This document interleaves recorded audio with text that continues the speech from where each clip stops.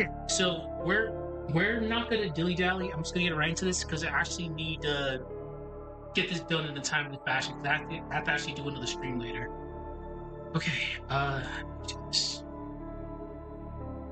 So where were we?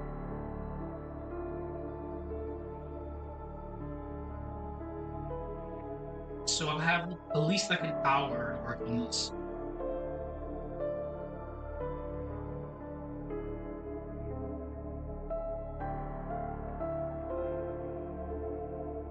So we're right back.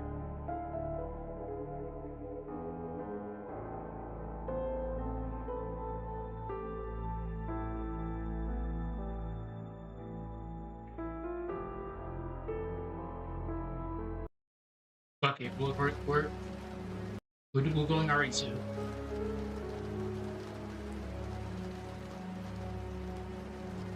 So now, our tops. This video will come out eventually. Eventually, it'll come out. I'll be doing some more outside work in regards to like sprite work on Saturday. So, well, the script should be done by then. I'll be doing some other shit in the meantime, Unity and Sprite. Okay.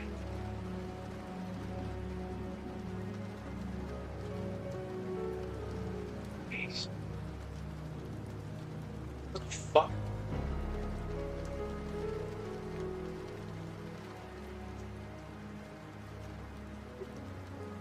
So this is when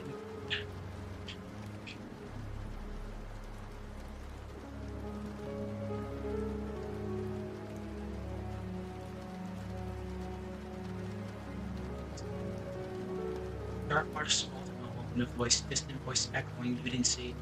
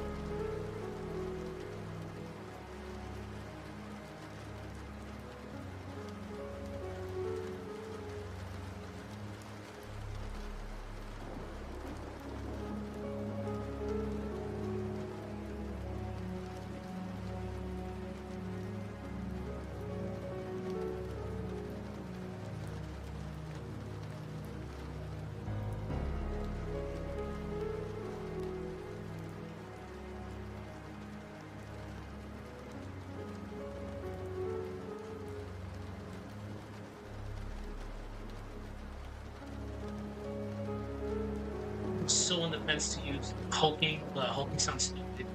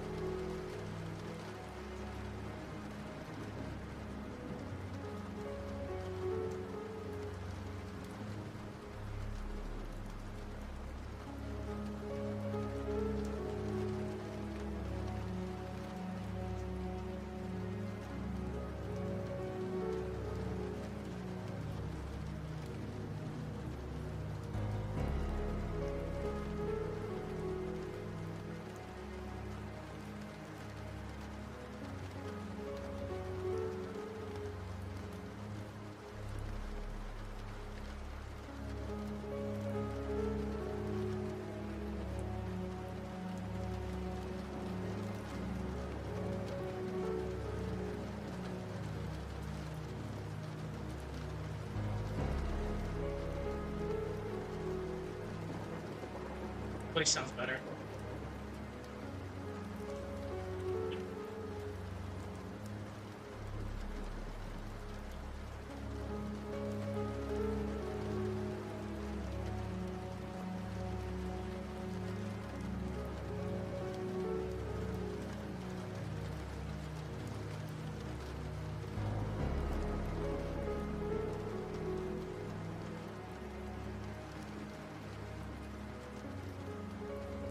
don't want to use villagers twice.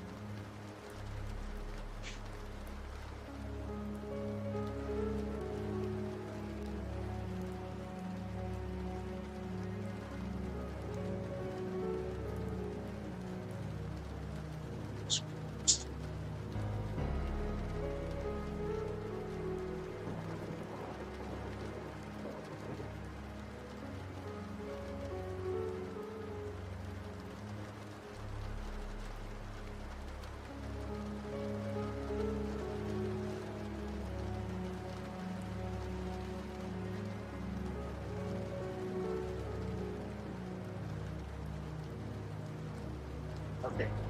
Yeah.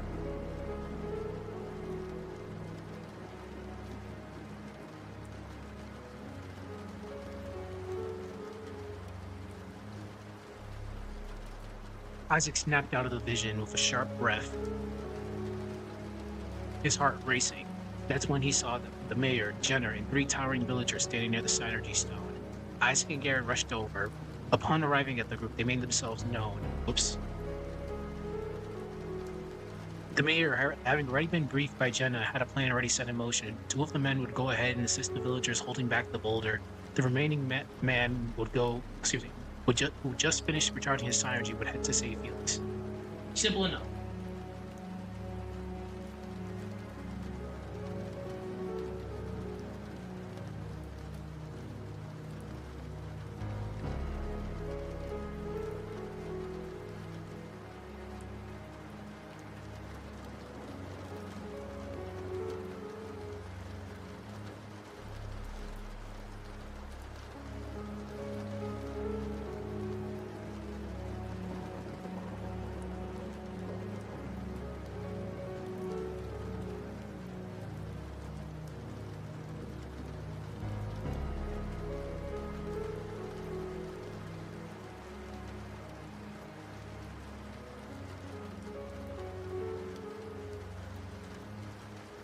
So this is going to be a very critical point, which I have to really go into the detail.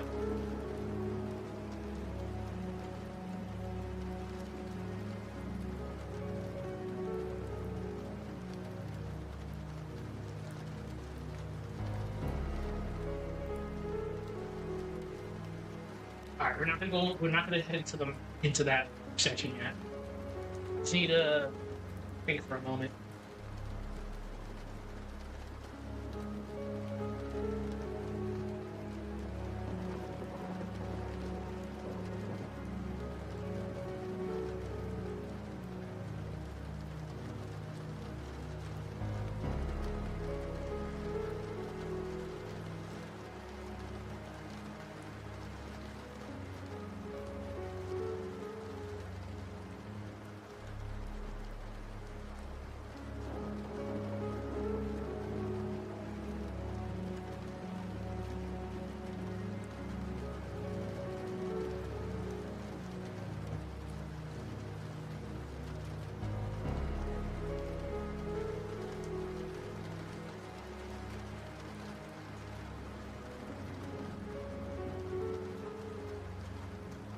I hate you so much, Weyard.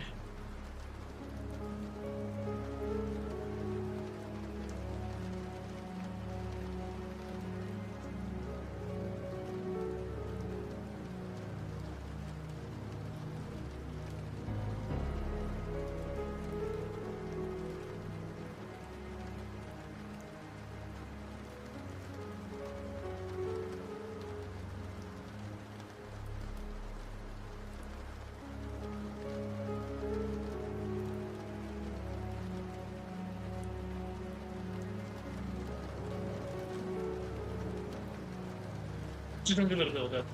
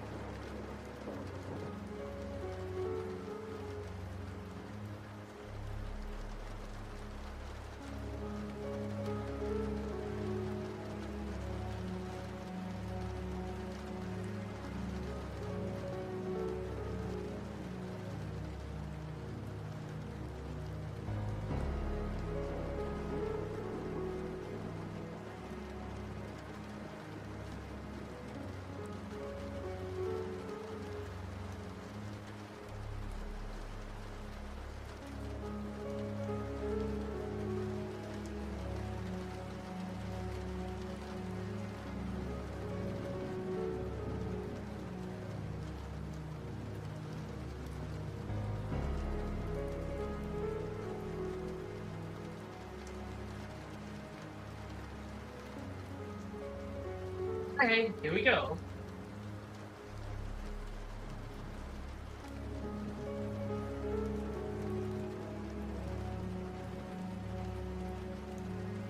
I should have probably been a second.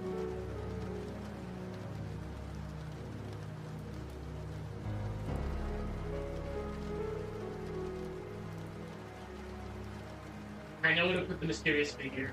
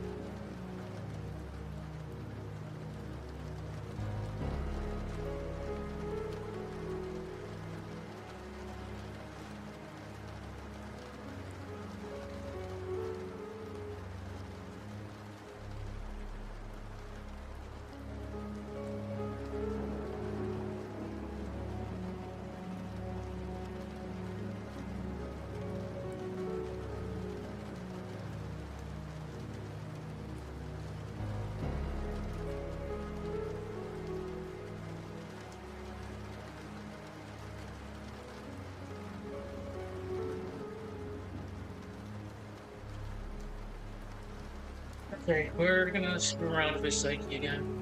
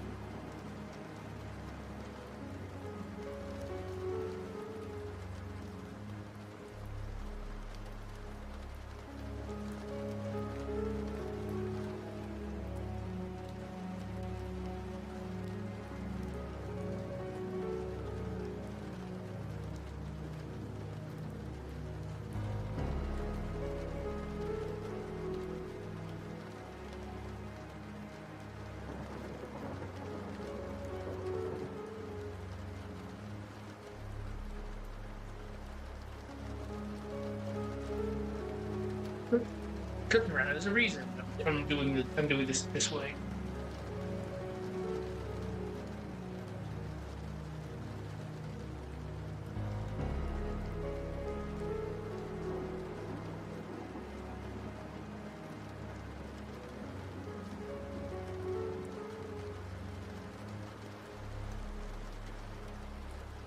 Just gotta make sure my phone's charging. I'm almost completely dead. I'm always on call, so I gotta make sure work's not texting.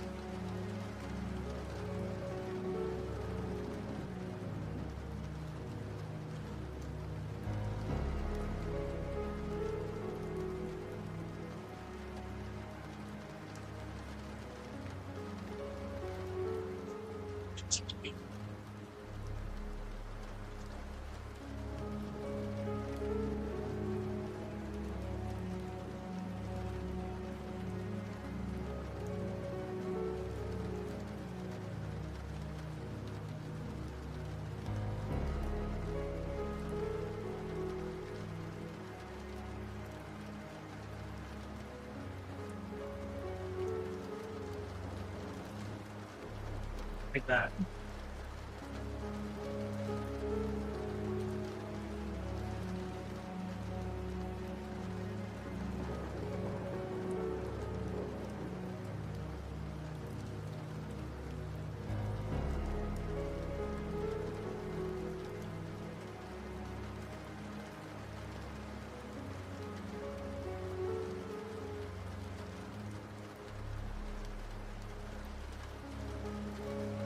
I'm just looking at it. I'm just looking at it and just thinking right now.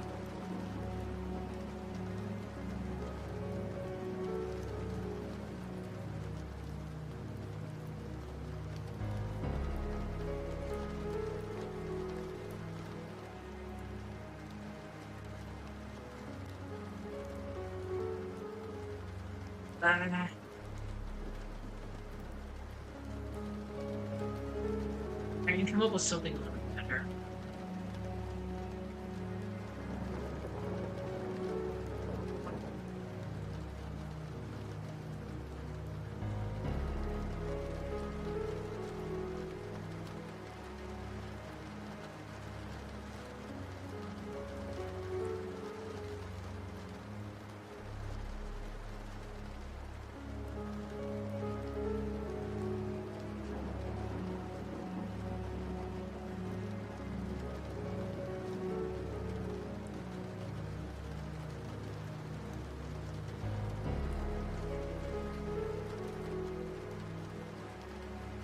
Okay, this sounds a little bit better.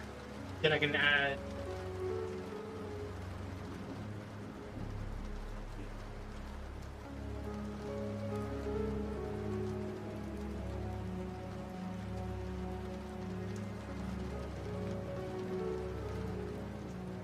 We can do a little. Now we can do some build up for when the boulder actually comes down.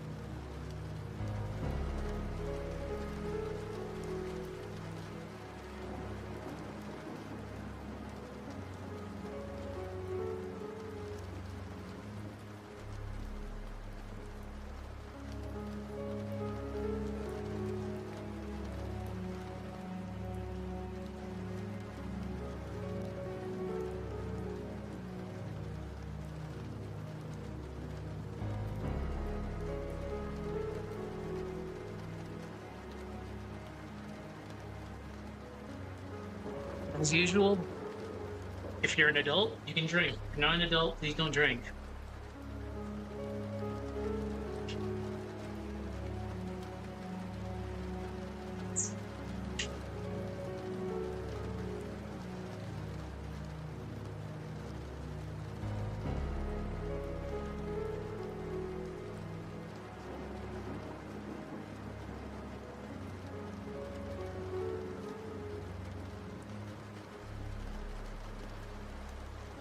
We're literally about to be done with the prologue, so I think I'll actually might just finish this up before my time limit.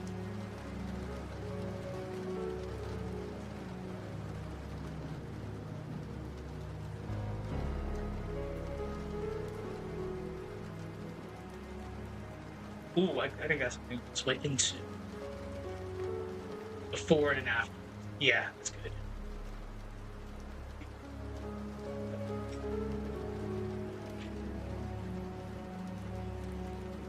Okay, so I gotta bring up my game screen real quick.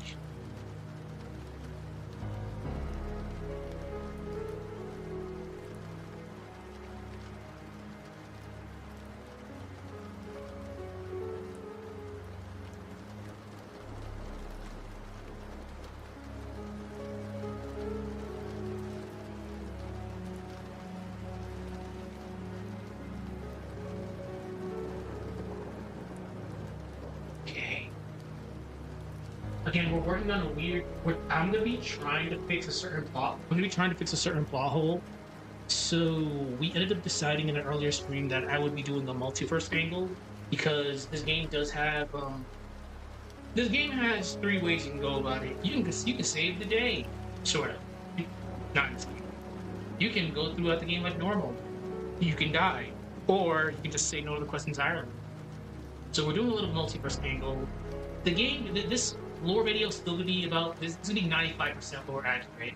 I'm just doing some tweaks here and there to fix the plot holes that this game does have.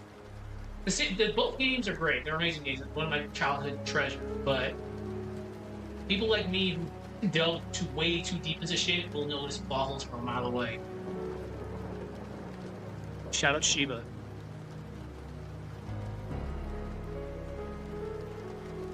And part of that is me introducing the character from a different timeline, which I've already done the sprite work for, artwork to done. This weekend I'll be working with Unity in order to finish up the animations for this specific character. I might, 90% sure I'll be able to implement some combat, including this character. So this project is extremely ambitious. I will try my best. Luckily, I have experience with Flash.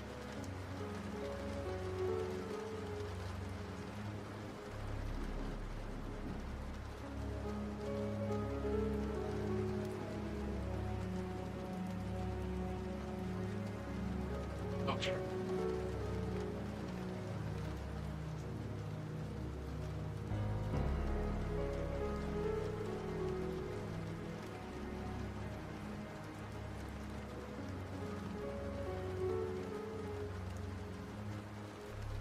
So I've heard again, like I said, I made that character already.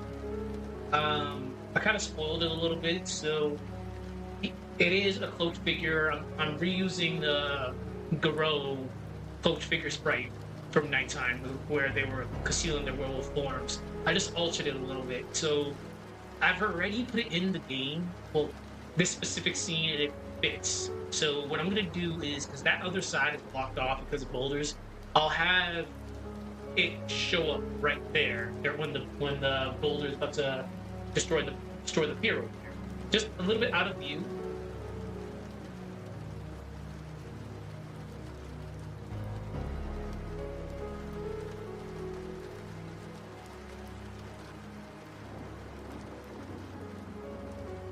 Yeah, it's cute.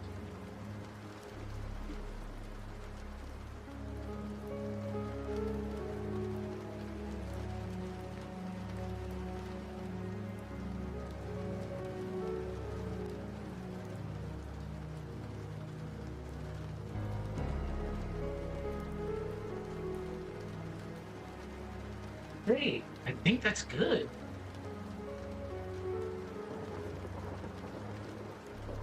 I'm just reading this last portion in my head.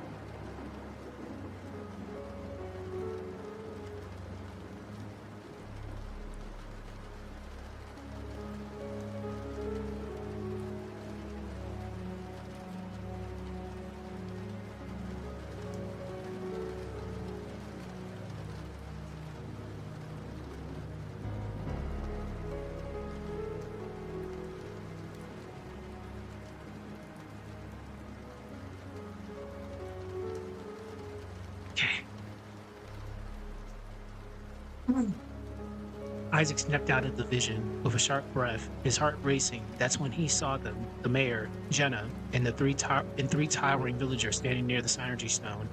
Isaac and Gary rushed over. Upon arriving at the group, they made themselves known. The mayor, having already been briefed by Jenna, had a plan already set in place. Two of the men would go ahead and assist the villagers holding back the boulder. The remaining man who just finished recharging his synergy would head to save Felix. Without words spoken, the trio sprinted towards the stairs leading back to Felix and Jenna's house. The storm hadn't eased. The wind howled as if protesting their return. but as they returned, they saw Felix still clinging to the wooden beam above the raging waters, his grip visibly failing. Dora had returned from her trek unsuccessfully, but was relieved when Jenna stated that they had found help. Relief had barely touched their expressions before something dark stirred within Isaac again. His vision dimmed at the edge, time slowing, a voice sharp, cold, etched into his head. You cannot prevent what's about to transpire. It etched with certainty, like a prophecy written in stone. You should have run away, Isaac. The air grew colder, impossibly so. The storm churned like it swallowed the sky. Something was wrong. Fate wasn't just moving, it was descending. The kind of movement where lives are split in two, before and after, and somewhere hidden from view, the red eye glowed in the dark, watching the story unfold. Okay, I like it. Alright, so now we have to build up Satoros and Minority.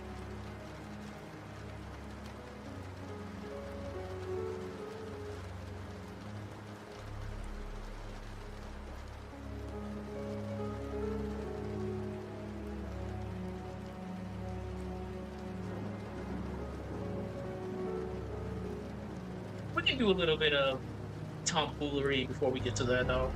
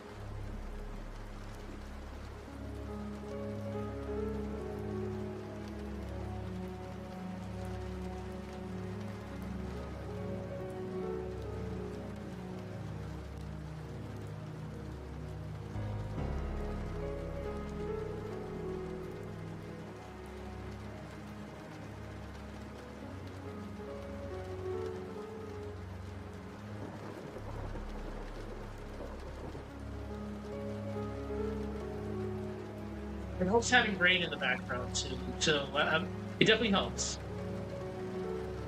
Thank you, Resident Evil.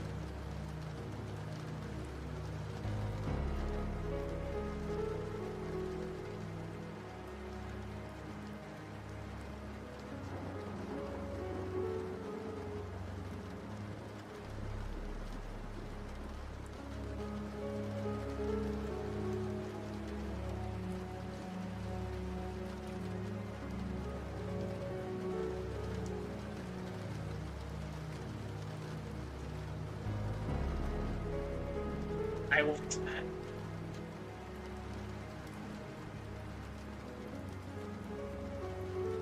Again, we're gonna be doing a little bit of tomfoolery on my end, because I'm still gonna be messing around with the psyche. Because again, just because he's a silent protagonist doesn't mean his mind is not safe. He may not talk, but I got fair game when it comes to messing with this kid's psyche.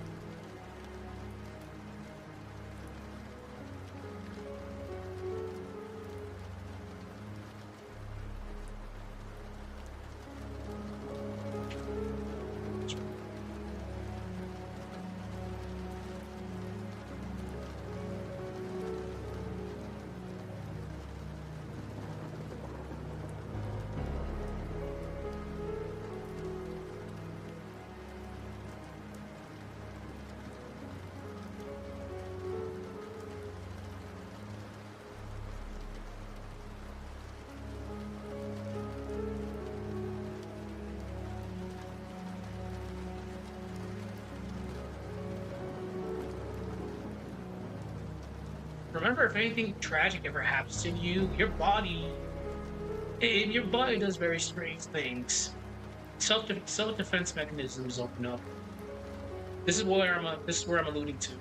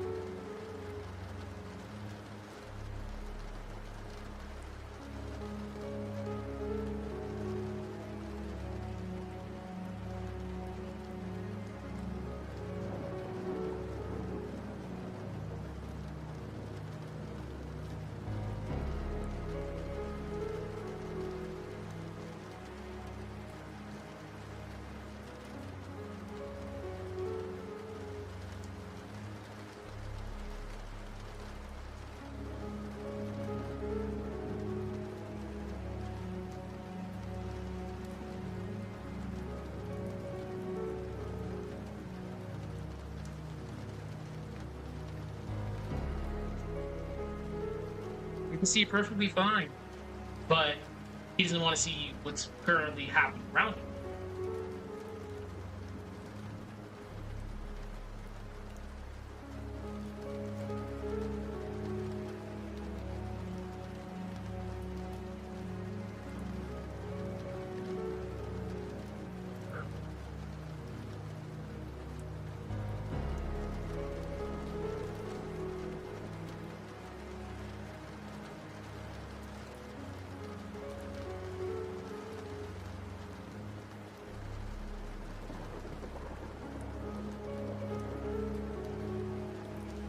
It's adding this for fluff.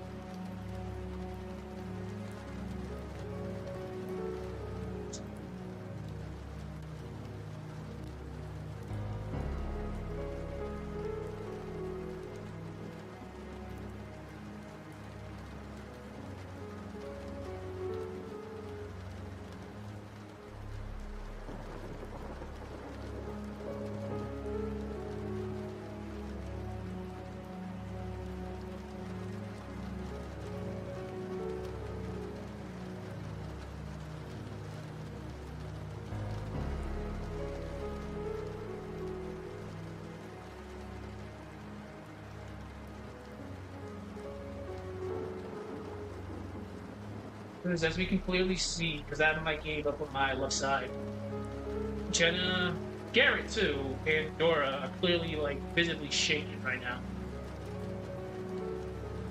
Ah, probably three, of course.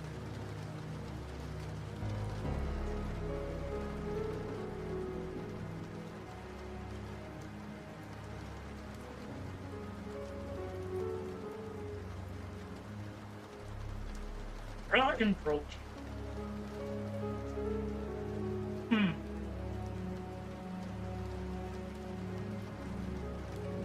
Draws are very intense work.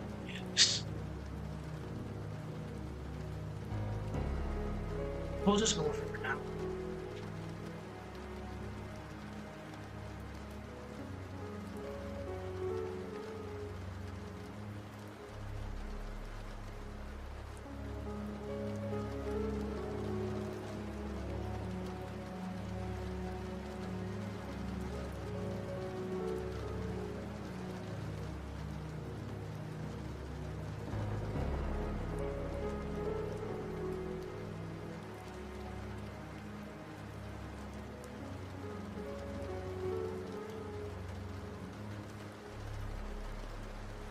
Alright, music change.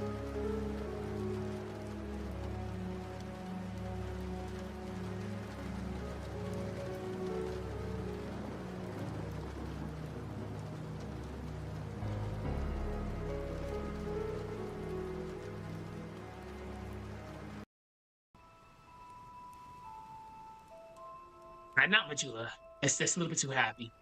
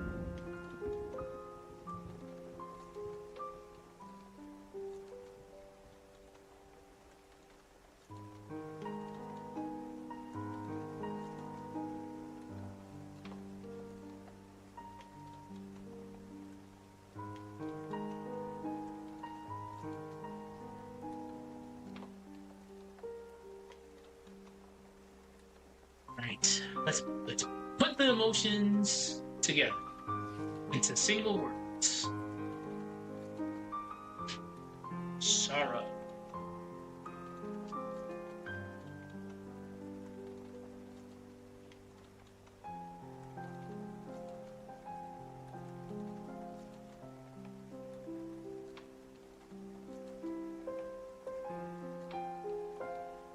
Is that enough? Yeah, I think that's good. We don't need to go like that crazy, or else it's just gonna drag on. And people hate when things drag on, especially when it comes to narratives.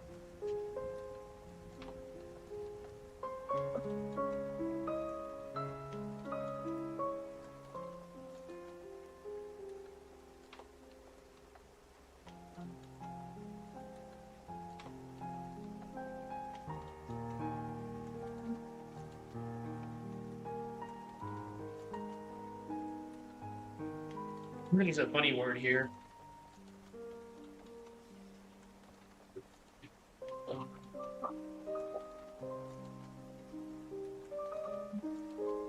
Maelstrom.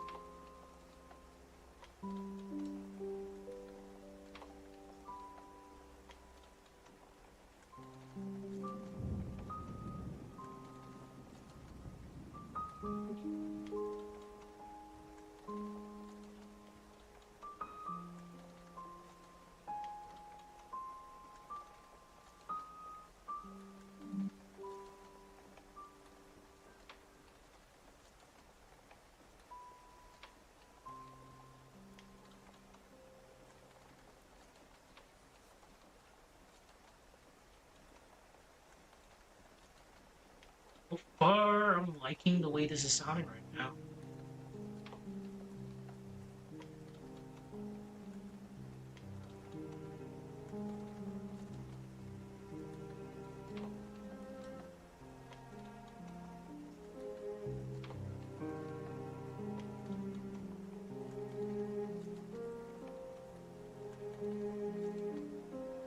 Okay, so as mentioned, we still have our our hyperdimension. No. But let's not even get into Neptune shenanigans. Our interloper is still in the shadows somewhere. Not in screen right now, but we gotta start mentioning it more and more. Because I think I have something cooking for the next scene.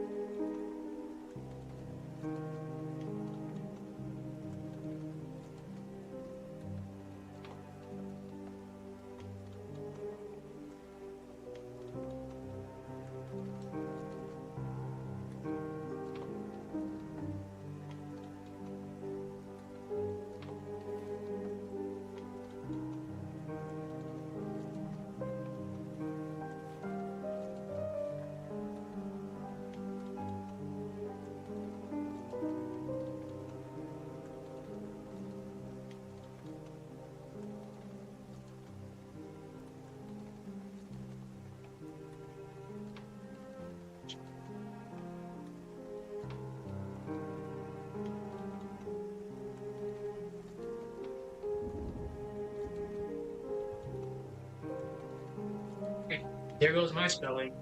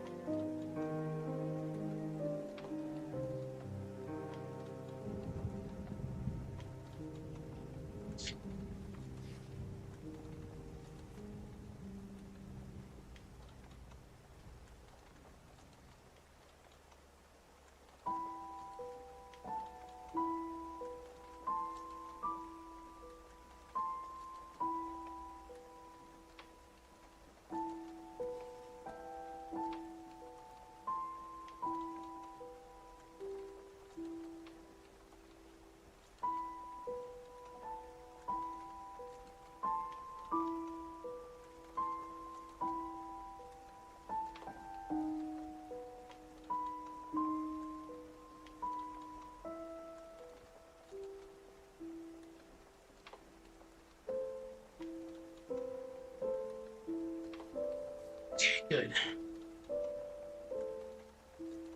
I like that.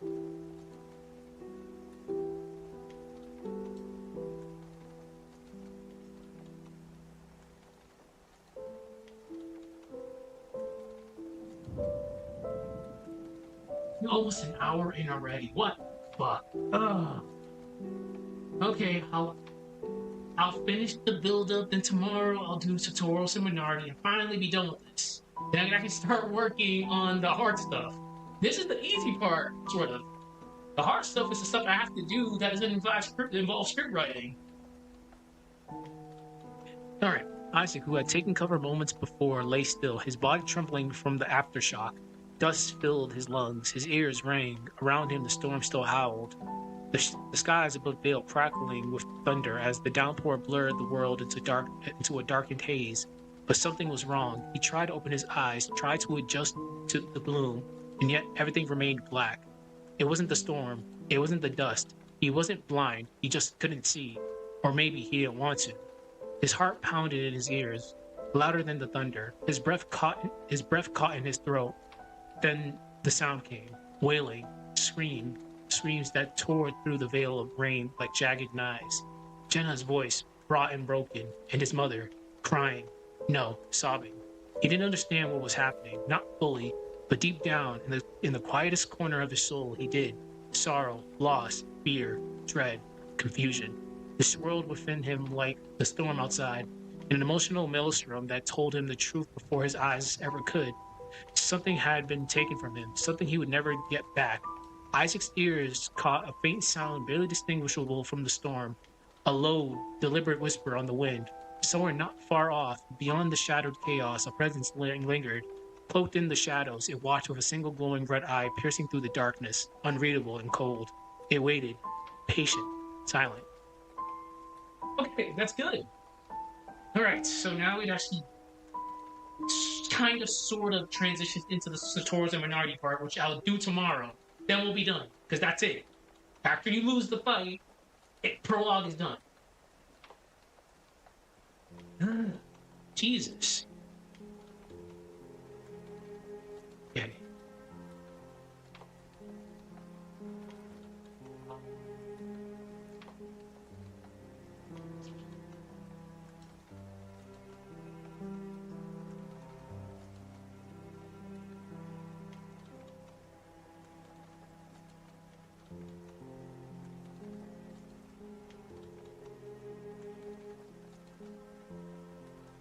Also, it's starting to hit me good now. It's definitely hitting me.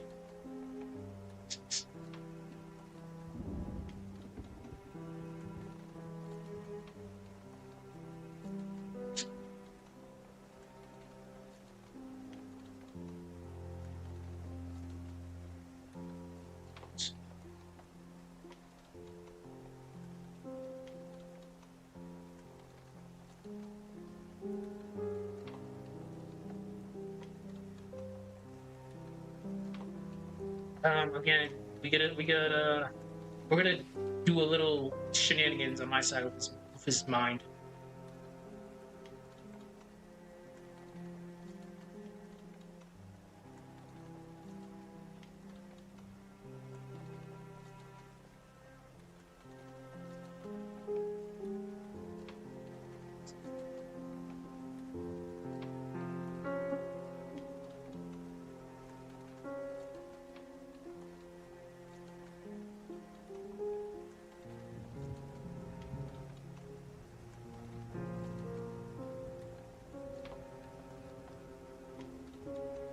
Jesus.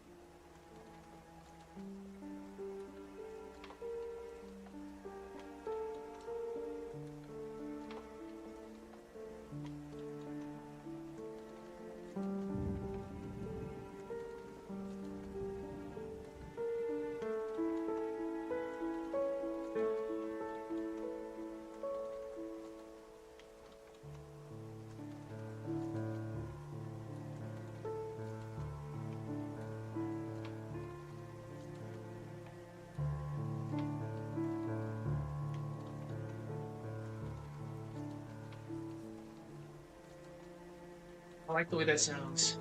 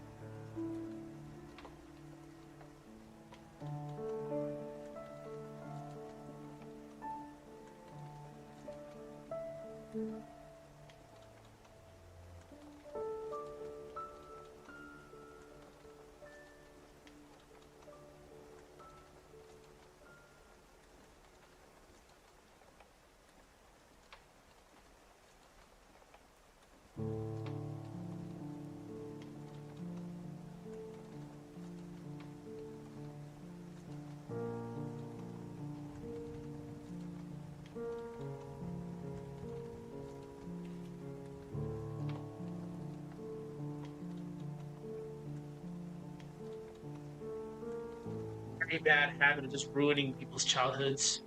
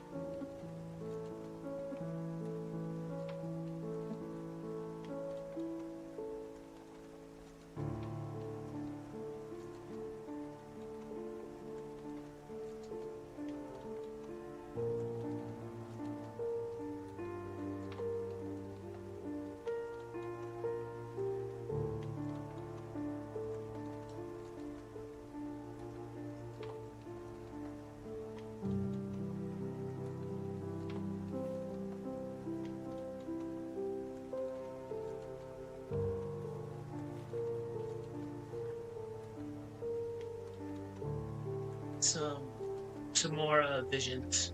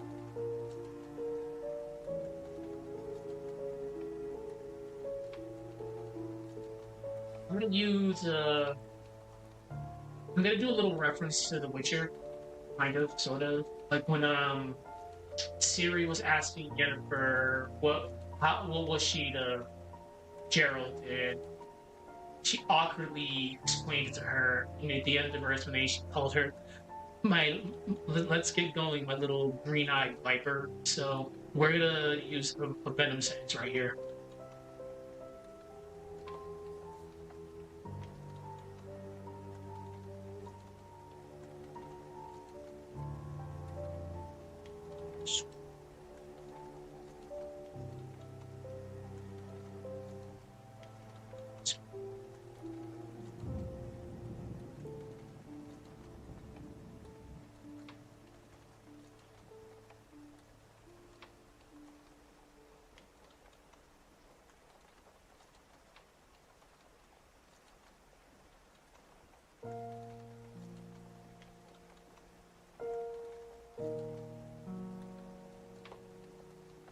And as we know, Isaac, he does fail.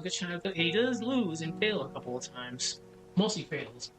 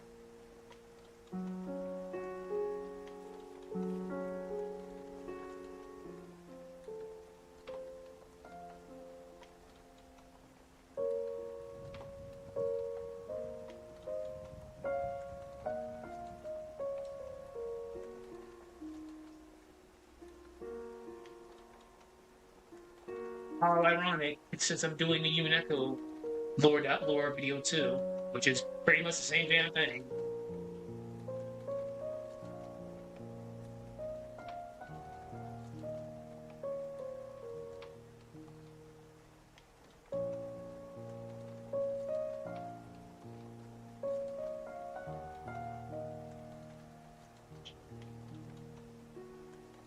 That's really extreme.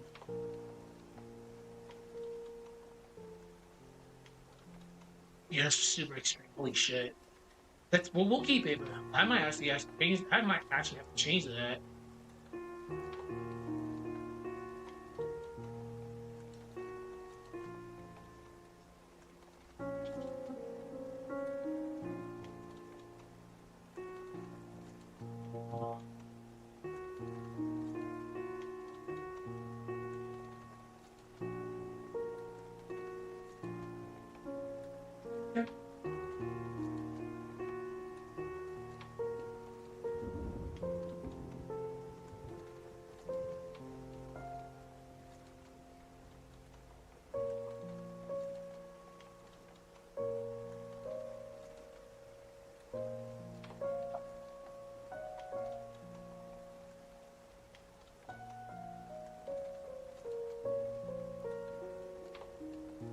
I've seen a lot of shit.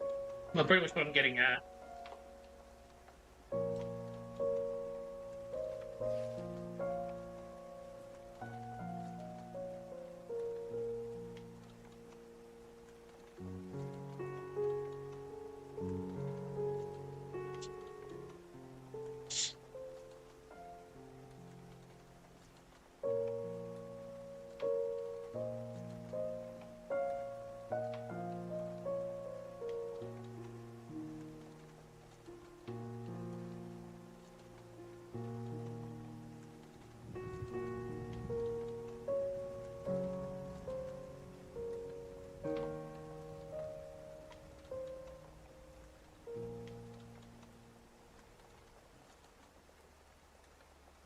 Yeah, this is very extreme.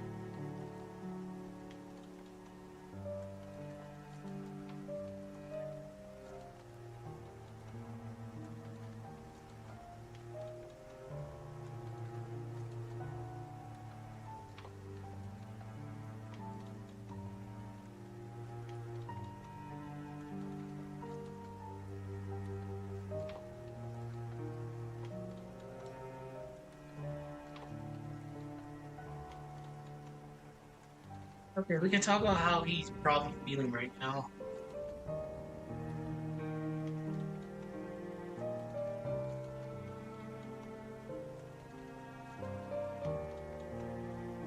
Yeah, holy shit! What the? Oh my god! Like, this is a little bit too intense. All right, let's continue going.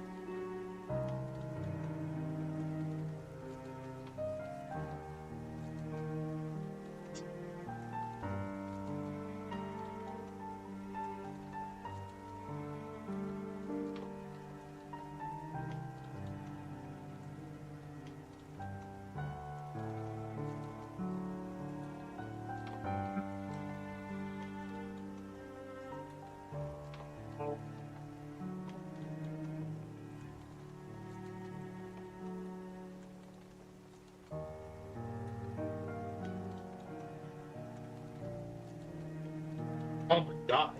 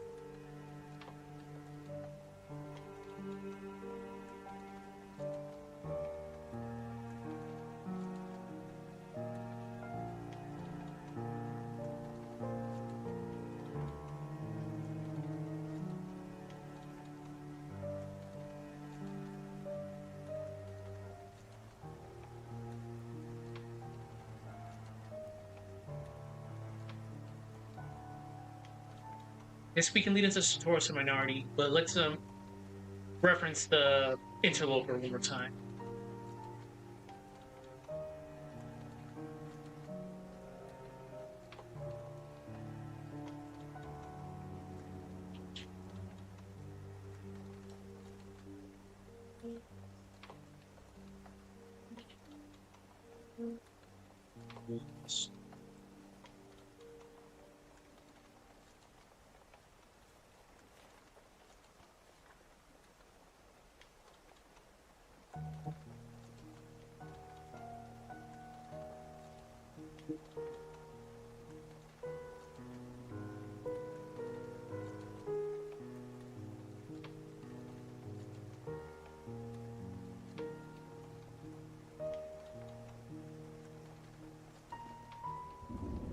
I've already shown what it looks like.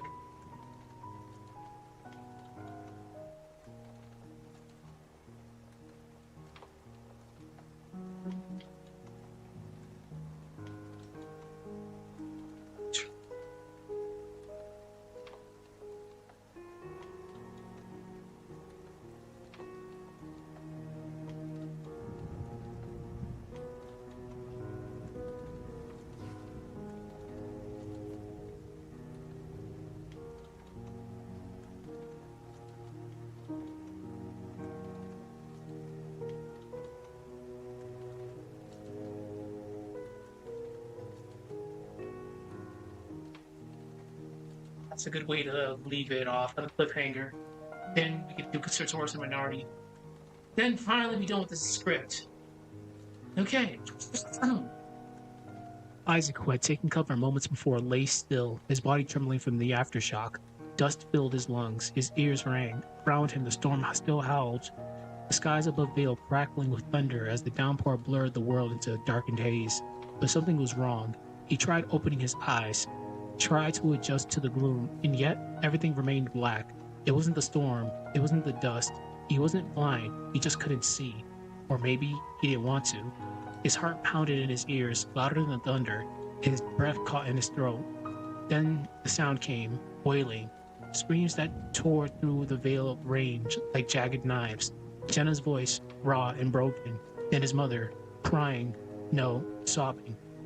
He didn't understand what was happening, not fully, but deep down in the quietest corner of his soul, he did. Sorrow, loss, fear, dread, confusion. This swirled with him like the storm outside. An emotional maelstrom that told him that the truth before his eyes ever could. Something had been taken away from him, something he would never get back. Isaac's ears caught a faint sound barely distinguishable from the storm. A low, deliberate whisper on the wind. Somewhere not far, beyond the shattered chaos, a presence lingered. Cloaked in shadows, it watched with a single glowing red eye pacing through the darkness. Unreadable and cold, it waited, patient, silent. Isaac saw everything. There was no blindness, no delay in his senses. His body was unharmed, every muscle intact, every nerve sharp. But his mind was somewhere else. Crushed beneath the weight of what just happened, he stood there, still like a stone, as the truth twisted around his heart. They were just there, Felix's parents.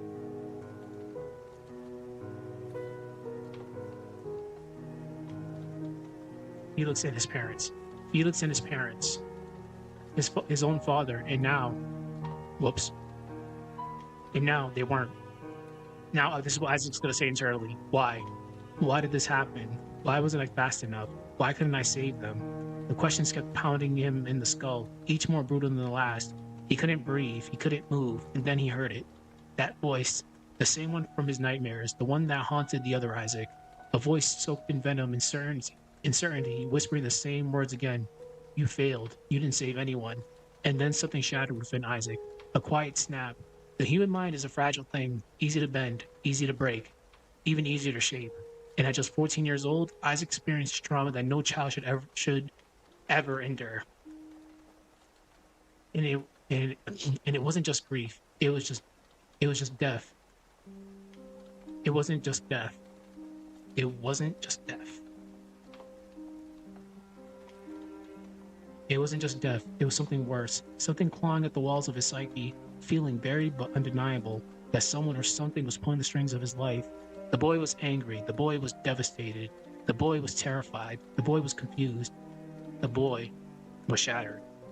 And from afar, the cloaked figure watched, untouched by the storm. The glowing red light of its left eye cut through the darkness like a wound. It hadn't intervened. It didn't need to. Everything was unfolding, exactly as it wanted. All right, this is good. This is very good. And we finished off that. What the fuck? That was weird. Let me ask you this. Why did that?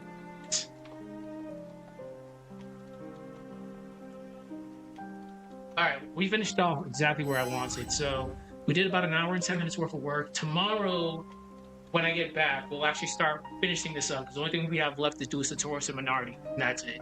So we're cooking. We're definitely cooking. So by today's Thursday, Wednesday, by Friday, I should be able to finally start working on the actual video and all this other stuff I've been working on in the background. So good shit, whoever stopped by. I'll be on this again tomorrow. Next up, I'll be doing Yumi Neko in like 40 minutes. We out. Bye-bye.